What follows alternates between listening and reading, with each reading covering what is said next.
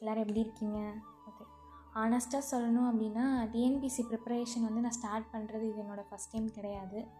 So ஓவராக ஒரு 5 to 6 இயர்ஸாகவே நான் அந்த ஃபீல்டில் இருக்கேன்.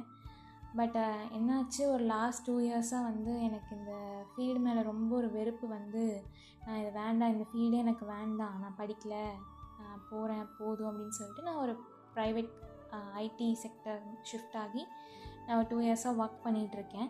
ஸோ கரண்ட்டாக நான் அந்த டொமைனில் தான் ஒர்க் பண்ணிகிட்ருக்கேன்.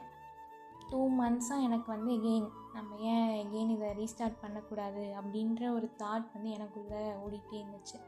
ஸோ சடனாக இல்லை, ஸோ பிளான் பண்ணபடி நமக்கு நோட்டிஃபிகேஷனெல்லாம் டைம்லியாக வந்துகிட்டே இருக்கா.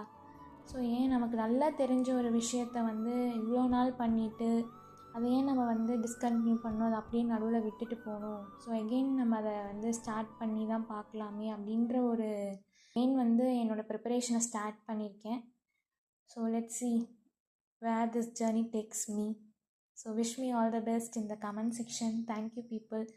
அப்கமிங்கில் வர வீடியோஸில் நான் வந்து என்னுடைய டிஎன்பிசி ஜேர்னி, நான் எப்படி ப்ரிலிம்ஸ் கிளியர் பண்ணேன், தென் மெயின்ஸ் எப்படி கிளியர் பண்ணேன், நான் கவுன்சிலிங் வரைக்குமே நான் வந்து போயிருக்கேன் 2 times குரூப் 2 எக்ஸாம்ஸில். ஸோ அதுக்கப்புறம் நடந்த நிறைய ஸ்ட்ரகிள்ஸ், ஸோ அதை பற்றி நம்ம அப்கமிங்கில் பேசலாம். ஓகே, பாய்.